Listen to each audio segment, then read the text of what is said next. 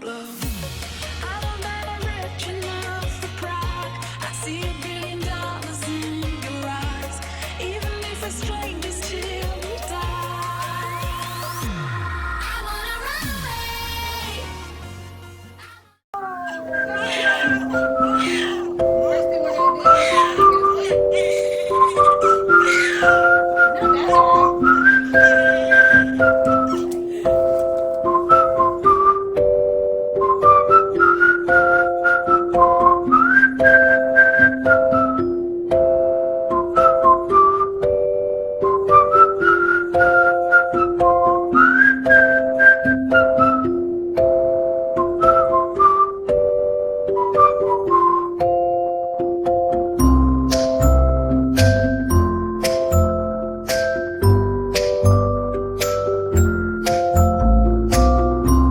Welcome to our channel. James has the hiccups, but we're gonna get through it. We're gonna get through it anyway. Okay, so we're gonna be talking about my labor story, a little bit of the birth plan, and just what kind of happened. How the heck were you born, man? So I was 20 years old, now 21. I was 20 years old when I had James. I turned 21 a month after. He was supposed to be due May 4th, ended up having him on the 23rd of April. Will predicted that he was going to come on Easter, so 2 weeks early. And yeah, I started having contractions at 6:45, I believe. Yeah, 6:45, the 21st. Let me first start saying, like, everything was normal. Pregnancy was really healthy. James is really healthy. I never had any problems my pregnancy. He just was ready to come at 38 weeks. He was just ready.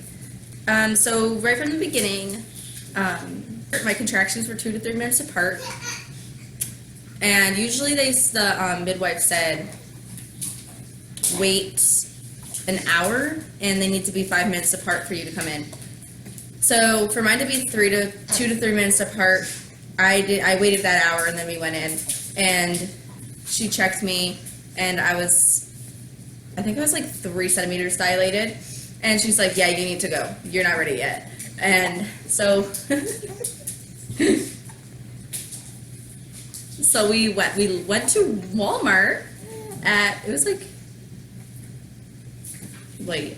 And we went to Walmart, and we walked around for a little bit. We went home, we walked around for a little bit. I bounced on my goddamn yoga ball that I spent like $15 on and used just for the labor. But it was worth it.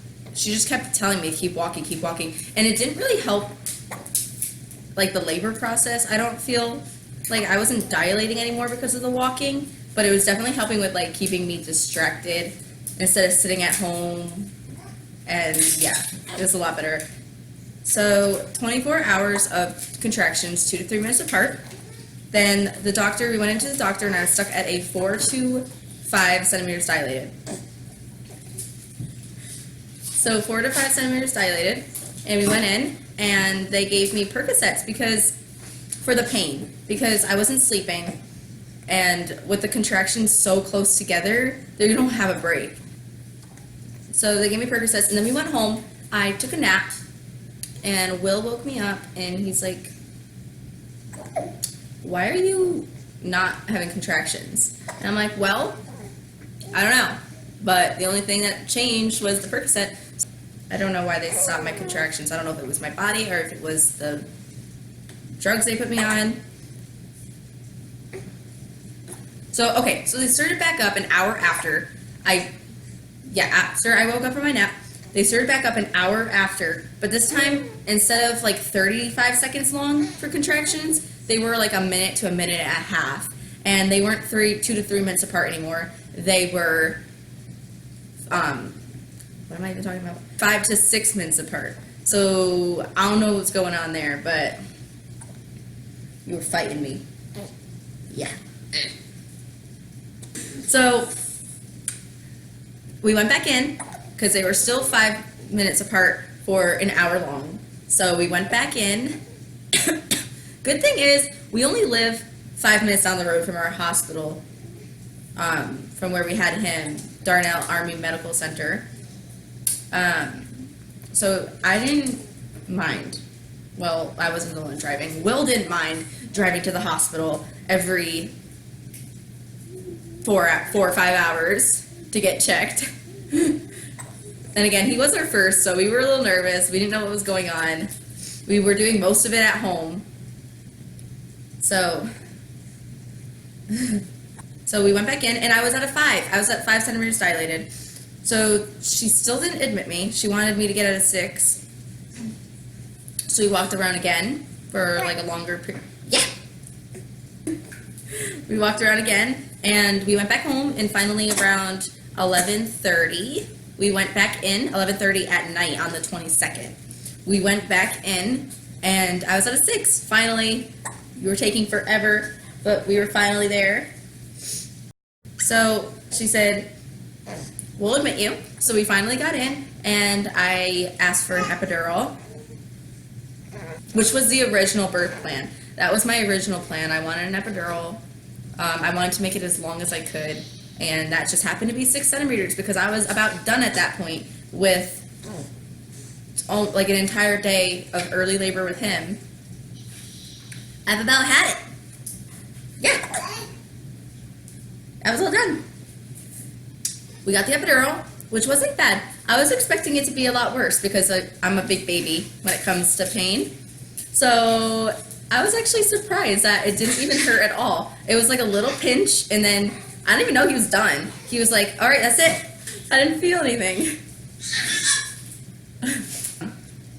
Then the nurse came back in, and Will couldn't be in the room because it was a sterile process. So Will couldn't be in the room. It was just me, the nurse, and the doctor who was doing the epidural.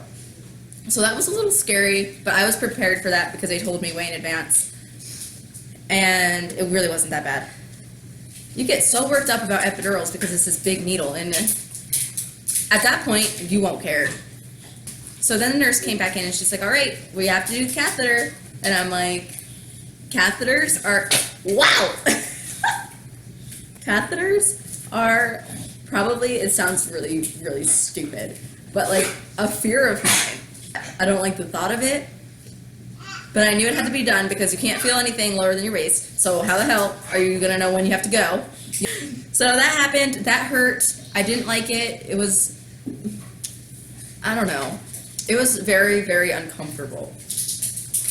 Obviously it's gonna be, but like it was more uncomfortable than the epidural was. So, okay, so then I want to say probably about an hour went by, and I was just laying on the bed. Obviously I can't get up or anything to walk around. So then my blood pressure, like the machine started beeping, and beeping, and my blood pressure was going down really low. So they checked his heartbeat, and they couldn't find his heartbeat. James, they couldn't find your heartbeat. The doctor flipped me around like a freaking fish, come left to right to try to get, I don't know what they were doing, but they were trying to get his heartbeat. And still no heartbeat. My blood pressure was still getting lower. So she decided that she was going to break my water. And that didn't hurt. That didn't hurt at all. I actually didn't even care. I didn't even really know what was going on at that point. And then they stuck the little monitor on his little head, and they found his heartbeat. So now that was all settled, I took a nap, and after your water breaks, you have to get rid of the baby. You have to start pushing. I think you have like 2 hours until that baby needs to get out, or you're gonna have an emergency C-section.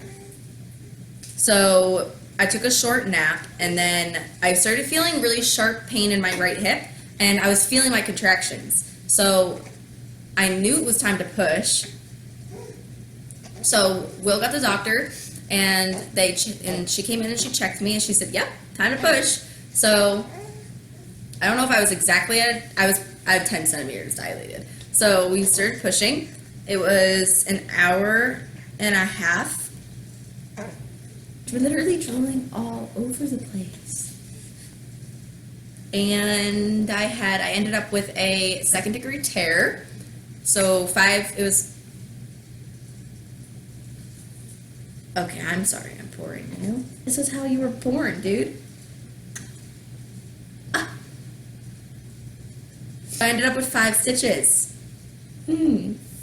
So my recovery was a little bit longer than most moms I've talked to. My recovery was about 2 months. It took he's 3 months, 3.5 months old now. So it took about 3 months for me to fully recover. So, yeah, so he was born at 7:12 in the morning on the 23rd. He was 7 pounds, 9 ounces, and 20 inches long. And really big hands. So that was that. It was real fun. It's a real good time. It was all good afterwards when I had hospital food. You want to have a baby here because they treat you really good. Yeah. And how you doing? The food is really good. The food is pretty good for you too, huh? Why are you grunting? You want to say bye?